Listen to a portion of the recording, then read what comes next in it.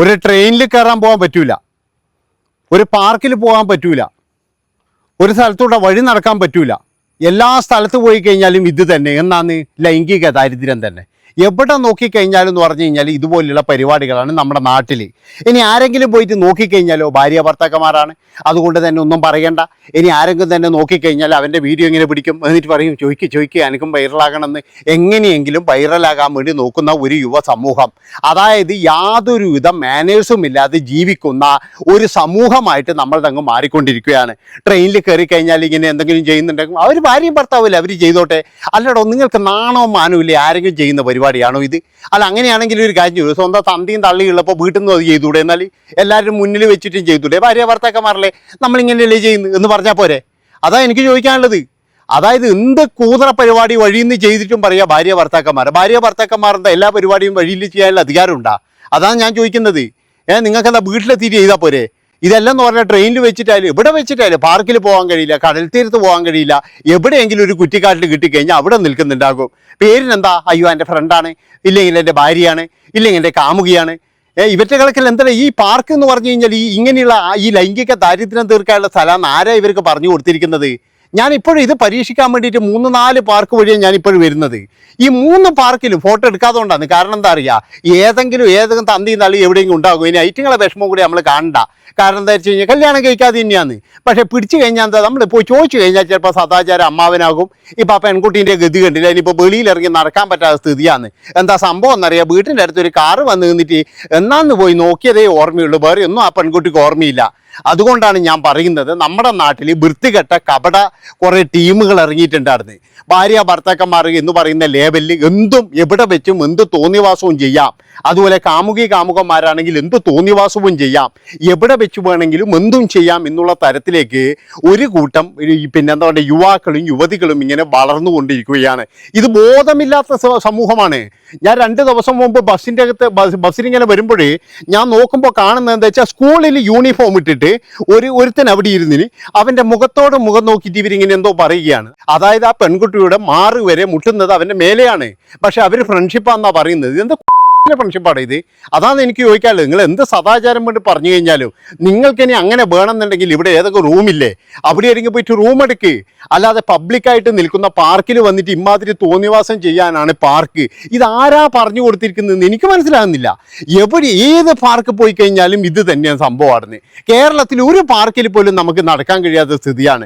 പണ്ട് എന്ന് പറഞ്ഞ് ബാംഗ്ലൂരിൽ ലാൽബാഗ് എന്ന് പറഞ്ഞൊരു പാർക്കിൽ ഇതാ പരിപാടി എന്ന് പറയുന്നത് കേട്ടിട്ടുണ്ട്. അതുപോലെയാണ് ഇവിടെ എന്ന് പറഞ്ഞാൽ ഇവിടെ ഒരു പാർക്കിൽ പോലും നമുക്ക് നടക്കാൻ പറ്റുന്നില്ല. അതാണ് കടൽ തീരത്ത് പോയി കഴിഞ്ഞാൽ ഏതെങ്കിലും കുറ്റിക്കാട്ടിൽ മൂത്രം ഒഴിക്കാൻ പോയി കഴിഞ്ഞാൽ അതിൻ്റെ ഉള്ളിൽ ഒരു 5 എണ്ണം ഉണ്ടാകും. അതുപോലെ തന്നെ ഇപ്പുറത്ത് പോയി കഴിഞ്ഞാൽ ഒരു 5 എണ്ണം. ഒരു തോണി അവിടെ ചാരി വെച്ചിട്ടുണ്ട്, ആ തോണീൻ്റെ ഇവിടെ ഈച്ച പറ്റിയതുപോലെയാണ് പെണ്ണുങ്ങളും ആണുങ്ങളും. അങ്ങനെയൊക്കെ ഇവിടെ ഇവറ്റകൾക്ക് ഇത്രയും ദാരിദ്ര്യമായി പോയാ. അല്ല, ഇനി അങ്ങനെ എന്തെങ്കിലും പറയണമെന്നുണ്ടെങ്കിൽ ഒന്നുകിലും എന്ന് പറഞ്ഞാൽ എവിടെയെങ്കിലും ഇതെടുക്കുക, അല്ലെങ്കിൽ മാന്യമായിട്ട് സംസാരിക്കുക, അതിലേ വേണ്ടത്. അല്ലാതെ എന്ന് പറഞ്ഞു കഴിഞ്ഞാൽ കുട്ടികളെയൊക്കെ കൂട്ടിയിട്ട് പോകുന്നവർക്ക് പോലും നാണക്കേടാകുന്ന തരത്തിൽ ചില ചേഷ്ടകളൊക്കെ കാണുമ്പോഴില്ലേ പല ആൾക്കാർക്കും തന്നെ മറുപടി പറയേണ്ടി വരും എന്നുള്ളതാണ്. അപ്പം ഞാൻ പറഞ്ഞു വരുന്നത് വേറെ ഒന്നുമല്ല, 2 ദിവസം മുമ്പ് ആ കുട്ടി ഇങ്ങനെ ചെയ്തപ്പോഴേ അതിനിപ്പോഴെല്ലാവരും അങ്ങ് കൊല്ലാക്കൊല ചെയ്യുക. അതായത് അതെന്തോ ഒരു വലിയ, അത് ഞാൻ പറയുന്ന ഒരു കാര്യം എന്താ വെച്ച് കഴിഞ്ഞാൽ, ആ ഒരു പെൺകുട്ടീൻ്റെ പെരുമാറ്റം അത് പോട്ടെ, അത് മാറ്റി വെച്ച് കഴിഞ്ഞാൽ ആ പെൺകുട്ടി ഒന്ന് നോക്കിപ്പോയിന്ന് വിചാരിച്ചിട്ട് അതൊരു വലിയൊരു കുറ്റമൊന്നും അല്ലല്ലോ. ഇനി അതെന്ന് പറയുന്നത് തൻ്റെ സഹോദരി ആയിക്കോട്ടെ, ഇല്ലെങ്കിൽ ഒരു പാവല്ലേ എന്ന് വിചാരിച്ചിട്ട് വേണമെങ്കിൽ അവനെ ഒഴിവാക്കിക്കൂടെ. പക്ഷെ അവനെ ഒഴിവാക്കത്തില്ല. എന്താ കാരണം? അവനിത് എങ്ങനെയും ഒന്ന് വൈറലാകണം. വേറെ ഒരു വീഡിയോ ഇട്ടിട്ടും വൈറലാകുന്നില്ല. അപ്പം ഇങ്ങനെ എന്തെങ്കിലും ഒന്ന് കൊണ്ടുവന്നു കഴിഞ്ഞാൽ വൈറലാകുമല്ലോ. അപ്പം അങ്ങനെ വൈറലായി കഴിഞ്ഞാൽ എനിക്കിത് 4 ആൾ കാണും, പിന്നെ ഞാനങ്ങ് എന്താ പറയേണ്ടത്, എനിക്കങ്ങ് വരുമാനം വരൂലേ.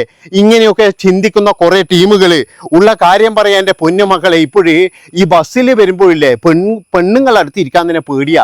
കാരണം എന്താ അറിയുക, ഇത് എപ്പോഴാണ് നമ്മളെ ഫോട്ടോ ഇതിൻ്റെ അകത്ത് വരുന്നത് പറയാൻ പറ്റൂല. ആലോചിച്ച് നോക്കണം നിങ്ങൾ. അപ്പം അത് അബദ്ധത്തിലെങ്ങാറ്റും ഒന്ന് ഉറങ്ങി വീണിട്ടുണ്ടെങ്കിൽ, അല്ല ഞാൻ പറയുന്നത് എന്താ വെച്ചാൽ ഒരുപാട് ഞരമ്പന്മാർ നമ്മുടെ നാട്ടിലുണ്ട്. പക്ഷേ അബദ്ധത്തിൽ പോലും ഇപ്പോൾ, കാരണം ഏത് നിമിഷമെന്ന് പറഞ്ഞാൽ ഇത് ഇൻസ്റ്റഗ്രാമിലൂടെ ഏത് നിമിഷം വേണമെങ്കിലും നമ്മളെ ഇത് വരാം. അതുകൊണ്ട് ഞാൻ പറയുകയാണ്, നിങ്ങൾക്ക് ഇതാ ഇനി സീറ്റില്ലെങ്കിൽ കുറച്ച് നിന്ന് കഴിഞ്ഞാലും ശരി എൻ്റെ പൊന്നു മക്കളെ, നിങ്ങൾ ഇങ്ങനെ ഇന്ന് ഇരിക്കാൻ പോകല്ലേ. ഞാനിതാരും മോശക്കാരാക്കി പറയുന്നില്ല കേട്ടോ. കാരണം എന്താ വെച്ചാൽ നമ്മുടെ സമൂഹത്തിൻ്റെ പോക്കിപ്പോൾ അങ്ങോട്ടാണ്. അതായത് ഒരു വീഡിയോ വന്നു കഴിഞ്ഞാൽ കാള വെറ്റു എന്ന് തോന്നുമ്പോൾ കയറെടുക്കുന്ന കുറേ ആൾക്കാർ എന്താണ് സംഭവം ഏതാണ് എന്നൊന്നും അറിയില്ല. ഒരാളെ കണ്ടില്ലേ, ആ ഒരു 10-65 വയസ്സുള്ള ആ മനുഷ്യൻ ചിലപ്പോൾ എന്ന് പറഞ്ഞാൽ അയാൾ ഫോൺ വരെ കണ്ടിട്ടുണ്ടാവില്ല. ആ ഫോൺ വരെ കാണാത്ത ആ മനുഷ്യൻ ഫോണിൽ എന്തോന്ന് ഈ പെണ്ണ് ചെയ്യുന്ന കണ്ടിട്ട് അതിങ്ങനെ നോക്കി നിന്നെയാണ്. അതിങ്ങനെ നോക്കി നിൽക്കുമ്പോഴാണ് ആ ഒരു സംഭവം കാണുന്നത്. എന്താണ്, അതായത് ആ പെൺകുട്ടി ആരെയോ ഫോട്ടോ എന്തോ എടുക്കുന്നുണ്ട്. അത് മാത്രവുമല്ല, അപ്പൊ അതൊരു കൗതുകത്തിന് അയാൾ നോക്കിയതാണ്. ആ കൗതുകത്തിന് നോക്കി കുറച്ച് സമയം കഴിയുമ്പോഴേക്കെന്ന് പറഞ്ഞു കഴിഞ്ഞാൽ ഇൻസ്റ്റഗ്രാം മുഴുവൻ എന്ന് പറഞ്ഞാൽ വൈറലായില്ലേ. അതാണ് നിങ്ങൾ മനസ്സിലാക്കേണ്ടത്. നമുക്ക് എവിടെയെങ്കിലും സീറ്റ് കിട്ടിയാൽ വരെ, അതുകൊണ്ടാണ് ഞാൻ പറയുന്നത്, ഇനിയൊരു 2 കൊല്ലം കൂടി കഴിഞ്ഞാൽ മലയാളികൾ എല്ലാം എന്ന് പറഞ്ഞു കഴിഞ്ഞാൽ ഭയന്നുകൊണ്ട് ജീവിക്കേണ്ടി വരും. കാരണം എന്താണെന്ന് വെച്ച് കഴിഞ്ഞാൽ ഞരമ്പന്മാരെ ഒഴിവാക്കി വിട്, പക്ഷേങ്കിൽ ഇതൊന്നും അറിയാത്ത ചില ആൾക്കാരുണ്ടാകും. അതായത് കൗതുകത്തിന് വേണ്ടിയിട്ട് എന്നാണ് ഈ കുട്ടി നോക്കുന്നത്. അല്ലാതെ എന്ന് പറഞ്ഞാൽ ഇങ്ങനെ നോക്കുന്നത് കണ്ടപ്പോൾ എനിക്ക് തോന്നിയത് ആ പെൺകുട്ടിയുടെ മൊബൈലാണ് നോക്കുന്നത്. ചിലപ്പോൾ ആ ഫോട്ടോ എടുക്കുന്നത് കണ്ടപ്പോൾ എന്തിനാണ് ഫോട്ടോ എന്നായിരിക്കും നോക്കുന്നത്. ഇതൊക്കെയാണ് എനിക്ക് തോന്നിയത്. അല്ലാതെ എന്ന് പറഞ്ഞാൽ അതൊരു ഇതായിട്ട് എനിക്ക് തോന്നിയിട്ടില്ല. പക്ഷേ പിന്നീട് എന്ന് പറഞ്ഞാൽ അവരുടെ പ്രൊഫൈലും കാര്യങ്ങളൊക്കെ നോക്കുമ്പോഴാണ് എനിക്ക് മനസ്സിലായത് ഇത് വൈറലാക്കുക എന്നുള്ളതാണ് അവരുടെ പരിപാടിയും. അതാണ് നിങ്ങൾ മനസ്സിലാക്കേണ്ടത്. അപ്പോൾ എല്ലാവർക്കും എന്ന് പറഞ്ഞു കഴിഞ്ഞാൽ എങ്ങനെയെങ്കിലും വൈറലാകണം, അതിനു വേണ്ടിയിട്ട് കളിക്കുന്ന ഒരു കളിയായിട്ടാണ് എനിക്ക് മനസ്സിലായിട്ടുള്ളത്. അതുകൊണ്ടാണ് ഞാൻ പറയുന്നത്, എൻ്റെ പൊന്നു കുഞ്ഞുമക്കളെ, നിങ്ങൾ സീറ്റ് ഉണ്ടെങ്കിലും കൂടി നിങ്ങൾ അവിടെ പോയി ഇരിക്കരുത്. ഇരുന്ന് കഴിഞ്ഞാൽ നമുക്ക് പറയാൻ പറ്റൂല. ഞാനിത് ഒരാളെയും മോശക്കാരായിട്ട് പറയുന്നില്ല കേട്ടോ. കാരണം നല്ല രീതിയിൽ ജീവിക്കുന്ന അല്ലെങ്കിൽ നല്ല രീതിയിൽ പെരുമാറുന്ന ഒരുപാട് ആൾക്കാരുണ്ട്. എല്ലാവരെയും ഞാനങ്ങ് മോശക്കാരാകുന്നില്ല. പക്ഷേ ഇപ്പോഴേ ഒരു 2-3 ആഴ്ച കൊണ്ട് ഞാൻ കണ്ട ചില കാര്യങ്ങൾ അതൊരു വിലയിരുത്തലാണ്. അതുപോലെ തന്നെ എന്ന് പറഞ്ഞാൽ ട്രെയിൻ യാത്ര ചെയ്തതുകൊണ്ട് ഇങ്ങനെയുള്ള പരിപാടി കണ്ടപ്പോഴും ഭാര്യയും ഭർത്താവും ആയിരിക്കാം. അത് ചോദിച്ചു കഴിഞ്ഞാൽ അങ്ങനെയല്ലേ പറയുള്ളൂ. ഇല്ലെങ്കിൽ കാമുകന്മാരായിരിക്കാം, നമുക്കറിയില്ലല്ലോ. പക്ഷെ എന്തിനാണ് ഇങ്ങനെ പബ്ലിക്കിൽ വന്നിട്ട് ഇങ്ങനെ ഭാര്യ ഭർത്താക്കന്മാരാണെങ്കിലും ഇങ്ങനെ കളിക്കുന്നത്? അതാണ് എനിക്ക് ചോദിക്കാനുള്ളത്. അതായത് ഇങ്ങനെ കളിക്കുന്ന ടീമുകളൊക്കെ ഇവൻ്റെയൊക്കെ അച്ഛൻ്റെയും അമ്മേൻ്റെയും മുമ്പെന്നോ ഇല്ലെങ്കിൽ ഇവൻ്റെയൊക്കെ മക്കളെ മുമ്പെന്നോ ഇങ്ങനെയുള്ള പരിപാടി കളിക്കുമെന്ന് എനിക്ക് തോന്നുന്നില്ല. അങ്ങനെയാണെങ്കിൽ അവന്മാർക്ക് വീട്ടിൻ്റെ സെൻട്രൽ ഹാളിൽ ഇരുന്നിട്ട് ചെയ്താൽ പോരെ. അല്ലാതെ എന്തിനാണ് മനുഷ്യന്മാരെ ബുദ്ധിമുട്ടിക്കാൻ വേണ്ടിയിട്ട് മനുഷ്യന്മാർ മര്യാദയ്ക്കൊന്ന് ആ ഒരു കാഴ്ചയൊക്കെ കാണാൻ വരുന്ന കടപ്പുറത്തുള്ള ബെഞ്ചും അതുപോലെ തന്നെ അവിടെ നടക്കുമ്പോഴുള്ള ആ കാടിൻ്റെ ആ സൈഡിലും അവിടെയൊക്കെ എന്തിനാ ഇവറ്റകൾ വന്നിട്ട് ഇങ്ങനെ ദാരിദ്ര്യം തീർക്കുന്നതെന്ന് നമുക്കറിയില്ല. പിന്നെ കുറേ എണ്ണമാണെങ്കിൽ വണ്ടിയിൽ വന്നിട്ട് ദാരിദ്ര്യം തീർക്കുന്നത് എന്തൊരവസ്ഥയാണെന്ന് ആലോചിക്കുകയാണ് ഞാൻ. എവിടെ നോക്കിക്കഴിഞ്ഞാൽ ഇത് മാത്രമേ ഉള്ളൂ. ഞാൻ സദാചാരം പറയുന്നതൊന്നുമല്ല, കാരണം പറഞ്ഞു പോകുന്നതാണ്. അതായത് ഓരോ ദിവസവും കേൾക്കുന്ന ഇതുപോലെയുള്ള ചീറ്റിങ്ങുകൾ കുറേ നാൾ കഴിയുമ്പോൾ ഈ ചിലപ്പോഴെന്ന് പറഞ്ഞാൽ പിരിഞ്ഞ് കല്യാണം വേറെ കഴിക്കും.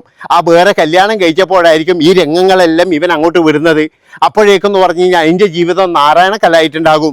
ആലോചിച്ച് നോക്കണം. പിന്നെ അതിൻ്റെ ഗതി എന്താണെന്നറിയാം. ചിലപ്പോഴും നമ്മൾ പറയുന്നത് കേൾക്കാം, എന്താ ഭർത്താവ് വീട്ടിൽ തീർന്നു, ഇതിൻ്റെ ഉള്ളിൽ പോയി കഴിഞ്ഞാൽ ചിലപ്പോൾ ഇങ്ങനെ എന്തെങ്കിലും പരിപാടിയായിരിക്കും.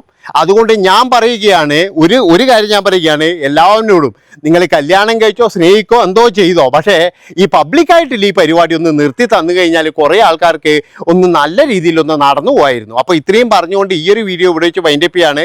നന്ദി, നമസ്കാരം.